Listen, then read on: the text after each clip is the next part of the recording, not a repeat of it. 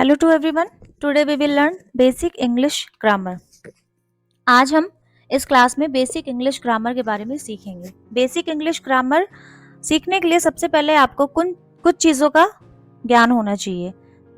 सबसे पहले basic English grammar में आपको लेटर्स का पता होना चाहिए। लेटर्स क्या होते हैं? ए से लेकर जेड तक लेटर्स सबको पता होते हैं। उसके बाद आपका आता है अल्फ़ाबेट। अल्फ़ाबेट्स लेटर्स से मिलके अल्फ़ाबेट्स बनता है। जैसे इंग्लिश ग्रामर में 26 लेटर्स होते हैं, तो इन 26 लेटर्स से मिलकर एक अल्फ़ाबेट्स बनता है। ठीक है। उसके बाद आपका आता है वर्ड। वर्ड क्या होता है? 26 लेटर्स को मिलाकर वर्ड बनते हैं। ठीक है। जैसे आप एग्जाम्पल देखिए, राम, सीता, गीता, या फिर ऐसे बहुत सारे वर्ड्स आप इन लेटर्स के द्वारा बना सकते हैं। राम में आपके 3 लेटर्स हैं, सीता में आपके 4 लेटर्स हैं, गीता में आपके 4 लेटर्स हैं। ठीक है। तो ये लेटर्स के समूह को हम वर्ड कहते हैं। अक्षरों के समूह को क्या कहते हैं? वर्ड कहते हैं। और उसके बाद आपका आता है फ्रेज। फ्रेज क्या होता है? Phrase is a group of word, यानी शब्दों के समूह को हम फ्रेज कहते हैं। Phrase doesn't have meaningful sense. Phrase का अपना कोई भी अर्थ नहीं होता है। Okay. Phrase is a group of words without verb and subject. ठीक है।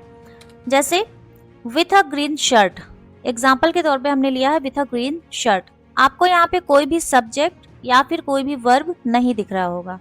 नेक्स्ट एग्जाम्पल आपका लेते हैं बेस्ट फ्रेंड। बेस्ट फ्रेंड में भी आपको ना कोई सब्जेक्ट दिख रहा है, ना ही कोई वर्ब दिख रहा है। नेक्स्ट आप देखिए ऑन द हॉरिजन।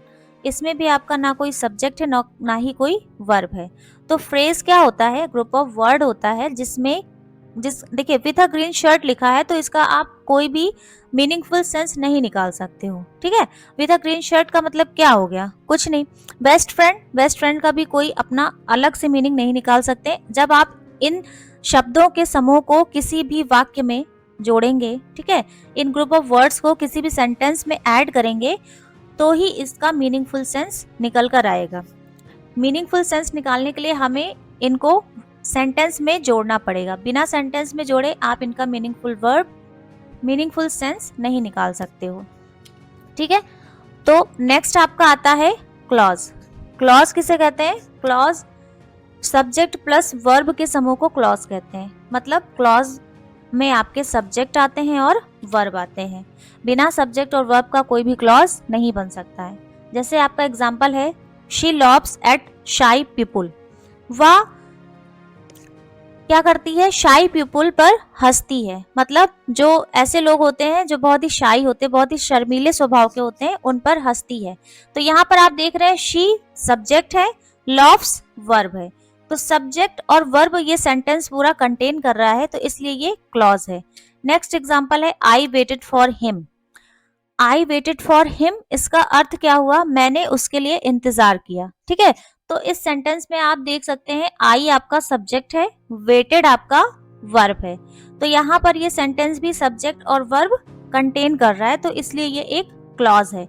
तो यहाँ पर फ्रेज और क्लॉज में आप डिफरेंस देख पा रहे हैं। फ्रेज ग्रुप ऑफ वर्ड होता है जिसका कोई भी मीनिंगफुल सेंस नहीं होता है। एग्जाम्पल के तौर पर मैंने 3 एग्जाम्पल लिए हैं, with a green shirt, best friend, on the horizon, जिनका अपना खुद का कोई मीनिंग नहीं है। जब आप इनको एक सेंटेंस में ऐड करेंगे तब जाकर इनका मीनिंग निकलेगा। क्लॉज क्या होता है? सब्जेक्ट प्लस वर्ब को हम क्लॉज कहते हैं।